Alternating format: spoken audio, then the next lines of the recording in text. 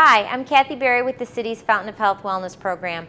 On today's Time to Be Well, Sarah Worthington from the Health Department and I are going to talk about deciphering food labels. We'll also show you how to make an easy and delicious homemade vegetable soup.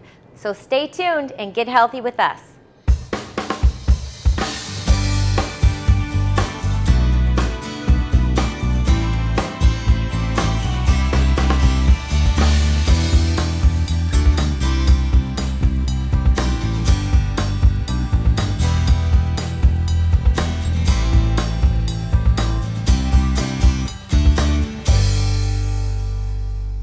Sarah, I can imagine that when people come to the grocery store, reading labels can be very confusing.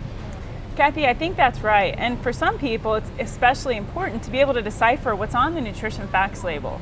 1 in 3 American adults have high blood pressure, and 1 in 6 American adults have high cholesterol levels. Yeah. So it's really important to understand how to read the information on the package.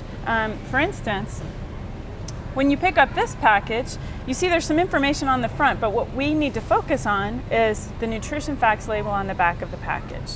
Good point, Sarah. The first thing that I look at in a label is the top line, which is how many portions are in a container. And this particular container has 2 portions, 2 servings, and I don't know about you, but I would never eat half of this package. I really wouldn't.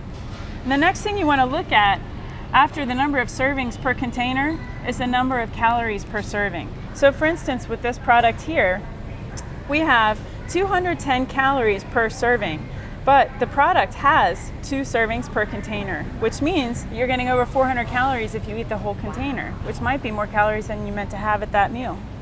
And the next thing on the label is fat. Ooh, fat is really good to take note of. Now, there are good fats and there are bad fats. Fat tends to get a bad rap in our country. The 2 fats that are the most harmful for us are the trans fats and the saturated fats. And the trans fats always have the word partially hydrogenated or hydrogenated vegetable oil. The saturated fats typically come from animals or they're hard at room temperature.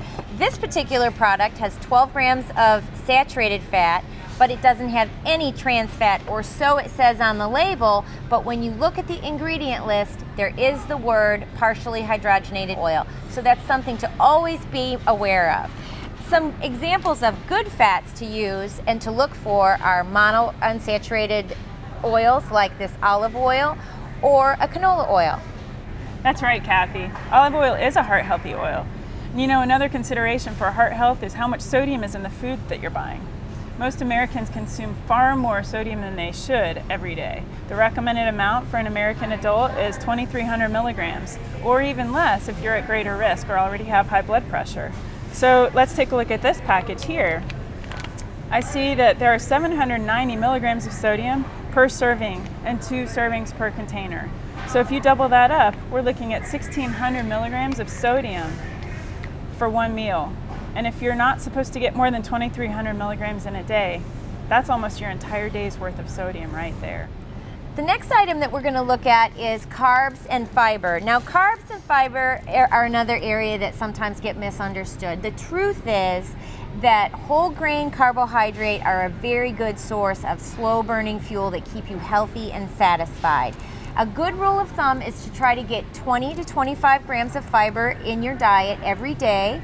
And when you're looking at grain products, you want to have 100% whole grain or have at least 2 to 3 grams of fiber per serving. You know, Kathy, a healthy whole wheat bread like this is a good example of a wholesome product. It's not going to have a lot of ingredients on the list. In comparison, a product like this just has a long list of ingredients. It has words that you might not even recognize. It doesn't even sound like food. Another thing to think about with the ingredients list is the ingredients are listed in the order of how much of the item is in the product. So if the first item on the list is sugar, then you're eating a product that is made mostly of sugar. The truth is, Kathy, the healthiest foods in life don't come with a nutrition facts label. We have to remember to visit our produce aisle. Good advice, Sarah. Thanks for joining us today. Thanks for having me. And stay right there and join us in the kitchen where we will be preparing some homemade vegetable soup.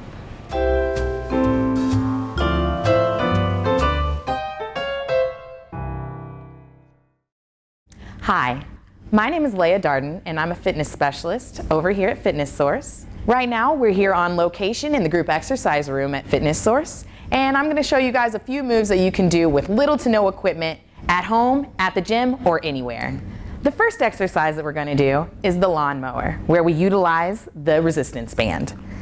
You're going to put your right foot toward the middle of the band and slightly bend those knees.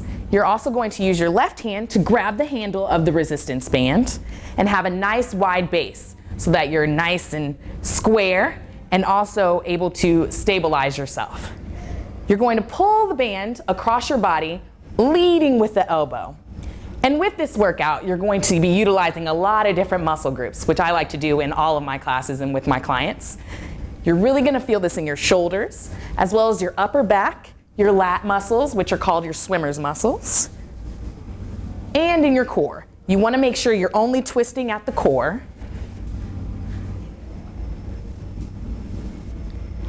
Then you'll go to the other side.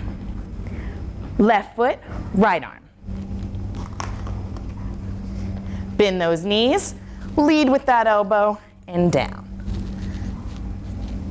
The closer your foot is to the middle of the band, the easier the workout will be. If you want more of a challenge, go ahead and move that foot closer to the handle, and it will be even harder for you. Of course, do not forget to breathe.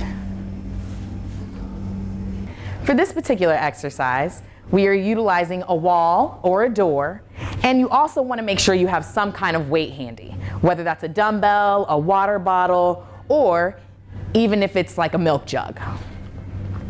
First, you're going to get down in a seated position. Legs are going to be parallel to the floor. Perfect posture, sitting straight up. Hands are going to be at your sides. With this exercise, you're utilizing the muscles in your quads, your hamstrings, your glutes, and your calves. You're going to hold for about 30 seconds, and you're going to do about 3 sets of this. For more of a challenge, you can go ahead and pick up that weight, hold it straight out. So you're not only working on your lower body, but also you're getting a little bit of arm toning in there as well. For those of you that don't have weights handy, go ahead and grab a water bottle. I know this is really light, but it does the job. You really want to make sure you have perfect form so you're not cheating yourself out of a good workout, and you want to make sure you're breathing and you're working your core.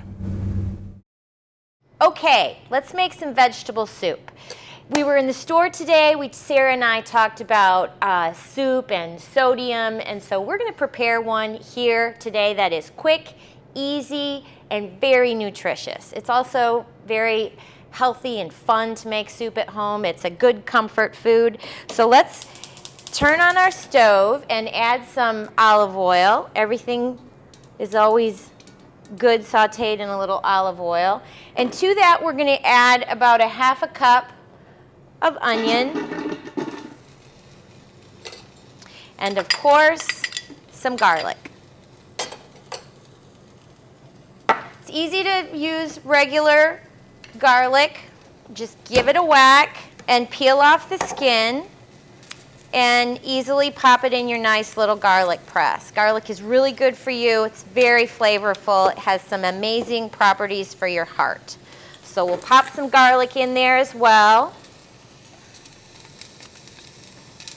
I think I need to turn this down a touch.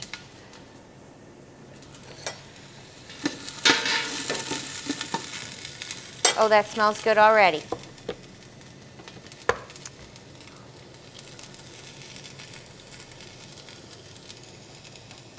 If you're watching your calories or watching your budget, this is a great meal for your family. Most kids really like vegetable soup. They may not like carrots by themselves, but if you put them in a good vegetable soup, kids like them. So we're going to add, we've got onions and we've got garlic. We're going to add some celery to that, and we're just going to kind of get that going. And to that, after we start to saute that a little bit, we'll add our seasonings. We've got some thyme and we've got some bay leaf. So we'll add that in, and in here we have some vegetable broth and we have some V8 juice. Now I used a low sodium V8 juice and I used some regular V8 juice. So the two together make for a nice flavor. So let's add our seasoning. Just bay leaf and thyme. Now, after that simmers a while, you're going to want to take that bay leaf out of there because it's not good to digest.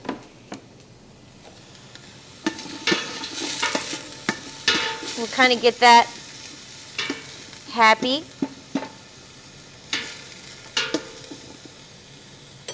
We'll let that simmer a bit, and then we'll add our stock. For this vegetable soup, we're using some white beans. White beans are a nice source of protein. And then I love to add at the end cabbage. We've got some nice cabbage. So this is a really hearty soup, and it's really nice in the winter. And it's also things that you would have in your home. So let's add the stock. Again, this is vegetable stock, and this is V8 juice. Just gives it a really nice flavor. And then we're going to add some tomatoes for flavor and for nutrition. Give that a stir.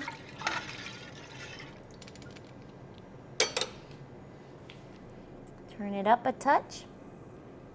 Alrighty. Now we're also going to add a little bit of red skin potato, just to make it nice and hearty. This will be really good after a cold day. We'll add our white beans. Really like white beans in soup in vegetable soup rather than red beans or black beans. I just think that they look prettier in there. One thing I don't particularly like to add in vegetable soup, this is just my particular opinion, but I think that broccoli and zucchini kind of breaks down and gets kind of mushy. So I like these vegetables that hold their texture and their flavor. So, and then we'll add our carrots. Look at that. And we'll just add some frozen mixed vegetables. Those are good too.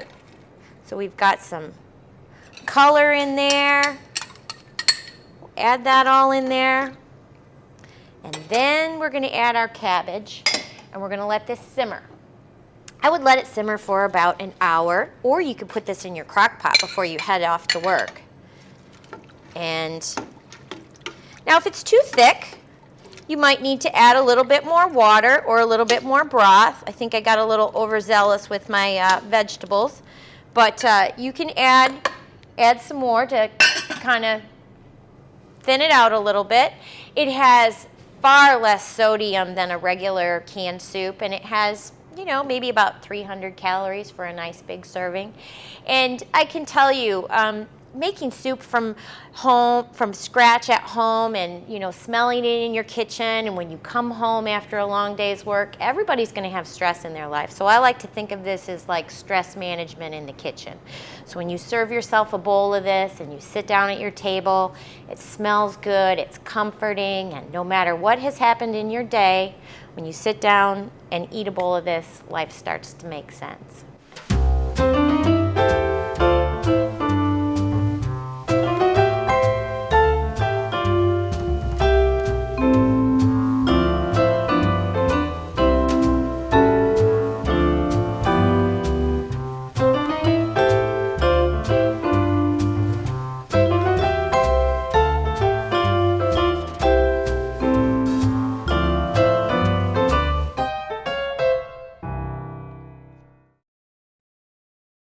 So welcome back to the kitchen. As you can see, this soup has been cooking for a while. It looks delicious, it smells delicious, and I wish you were here to have some with me.